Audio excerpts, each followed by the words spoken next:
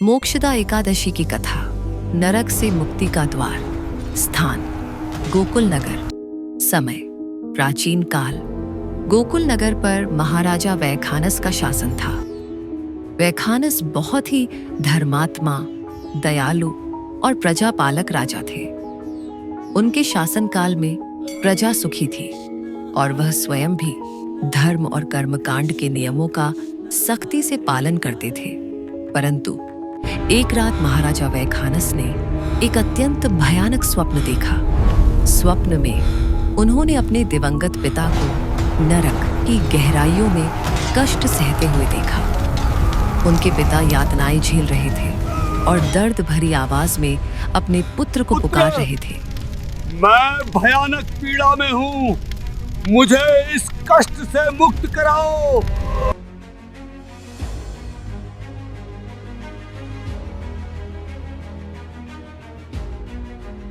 यह स्वप्न देखकर राजा वैखानस भयभीत हो उठे।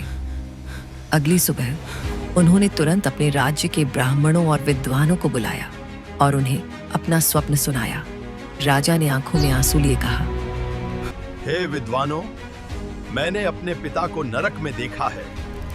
मेरे धर्म और पुण्य कर्म का क्या लाभ यदि मेरे पिता कष्ट भोग रहे हों? कृपा करके मुझे कोई ऐसा मार्ग बताएं जिससे मेरे पिता को मुक्ति मिल सके। सभी विद्वान और ब्राह्मण धर्मशास्त्रों को देखते रहे, लेकिन कोई स्पष्ट उत्तर नहीं दे सका।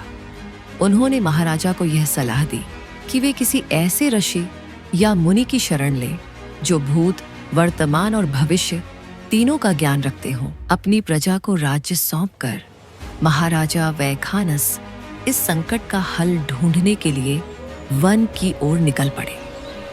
भटकते भटकते वे एक ऐसे आश्रम पहुंचे जहां त्रिकालदर्शी, तीनों कालों को जानने वाले पर्वत मुनि तपस्या कर रहे थे। राजा ने मुनि को प्रणाम किया और अपने आने का कारण बताया। पर्वत मुनि ने अपनी दिव्य दृष्टि से सब कुछ जान लिया। उन्होंने मुस्कुराते हुए कहा, हे राजन, मैं जानता हूं कि तुम्हारे पिता अपने पिछले कर्मों के कारण नरक की यातना भोग रहे हैं। उनके एक छोटे से पाप के कारण उन्हें यह भोग मिल रहा है, लेकिन चिंता मत करो, मैं तुम्हें मुक्ति का मार्ग बताता हूँ। पर्वत मुनि ने बताया कि कुछ ही दिनों में मार्गशीर्ष माह के शुक्ल पक्ष की एकादशी तिथि आने वाली है। मुनि ने उस एकादशी का नाम बताया, मोक्षदा एकादशी। पर्वत मुनि ने राजा को आदेश दिया, हे वैखानस, तुम और तुम्हारे सभी दरबारी गण इस मोक्षदा एकादशी का विधि विधान से व्रत रखो। यह एकादशी साक्षात मोक्ष प्रदान करने वाली है। इस व्रत को करने से अर्जित होने वाले सारे पुण्य को अपने पिता को समर्पित कर दो। तुम्हारे पिता निश्चय ही नरक के कष्टों से मुक्त हो जाएंगे। राजा वैखानस अत्यंत प्रसन्न हुए। वे तुरंत आश्रम से लौटे और अपने नगर गोकुल में वापस आकर मुनि के निर्देशानुसार मोक्षदा एकादशी का व्रत आरंभ किया। उन्होंने कठोरता से नियमों का पालन किया, रात दिन भगवान विष्णु का नाम जपते रहे और अन्न जल का त्याग किया। जब एकादशी का व्रत पूरा हुआ तो राजा ने अपने अर्जित समस्त पुण्य को हाथ जोड़कर अपने पिता को समर्पित कर दिया। जैसे ही राजा ने यह संकल्प लिया, आकाश में एक अद्भुत दृश्य प्रकट हुआ। राजा के पिता, जो नरक में कष्ट भोग रहे थे, एकादशी के पुण्य प्रभाव से तुरंत मुक्त हो गए।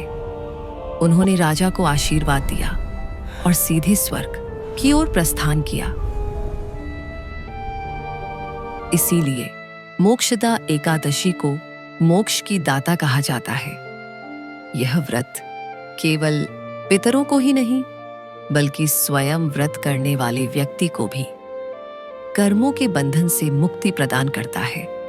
एक अन्य महत्वपूर्ण तथ्य, इसी मोक्षदा एकादशी के दिन द्वापर युग में भगवान श्री कृष्ण ने कुरुक्षेत्र के मैदान में अर्जुन को श्रीमद् भगवद गीता का अमर उपदेश दिया था। इसीलिए इस तिथि को गीता जयंती के रूप में भी मनाया जाता है।